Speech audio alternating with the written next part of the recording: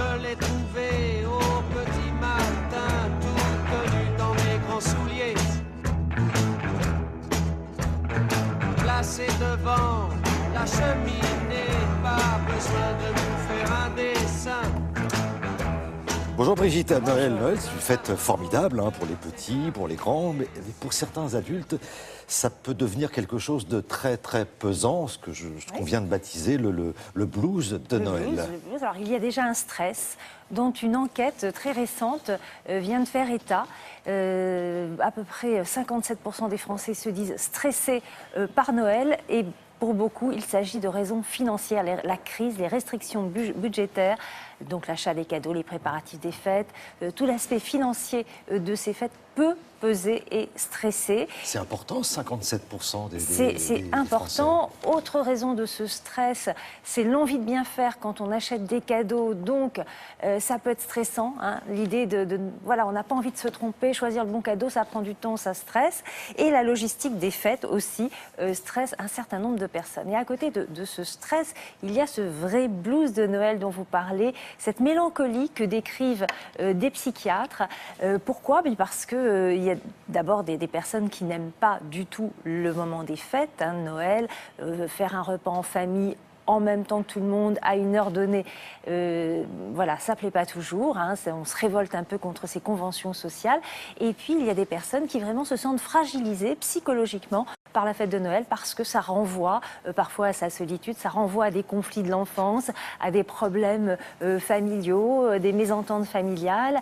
Et je vous propose d'écouter l'analyse d'un psychiatre qui, dans son cabinet, bien avant Noël, des semaines avant Noël, eh bien, voit des patients qui redoutent ce moment-là.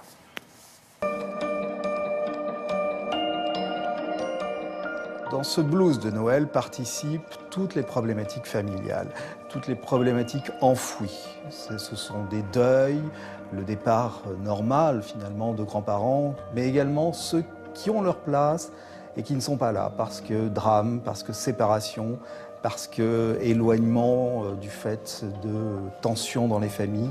À ce moment-là, même si on n'y pense pas consciemment, ça ressurgit. Et tout cela provoque effectivement ce blues, cette tristesse, ce manque en fait.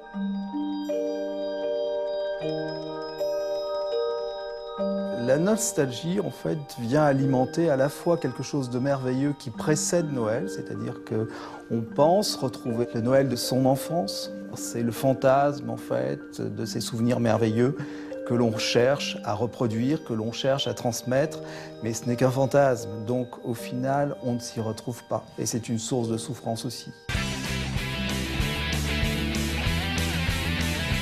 Avant la fête de Noël, vient se poser la question de avec qui va-t-on passer Noël?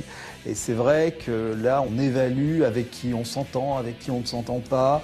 On relie et on revit en fait toute cette problématique des discordes, des rejets. C'est par ce vecteur aussi que vient en fait s'activer cette souffrance au moment des fêtes de Noël. Un Noël idéal est un Noël en fait qui est harmonieux et sincère.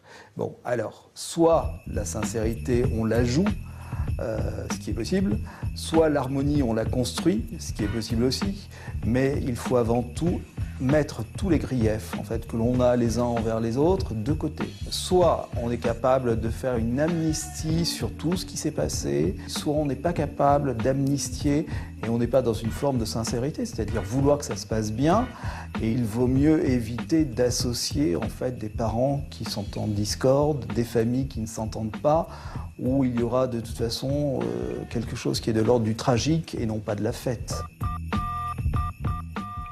Bon, on espère que ça se passera bien quand même, Brigitte. Oui. Puis les psychiatres disent, voilà, on peut aussi penser au réveillon du Nouvel An qui est beaucoup moins anxiogène parce qu'il n'y a pas du tout les mêmes problématiques. C'est beaucoup plus festif et plus léger.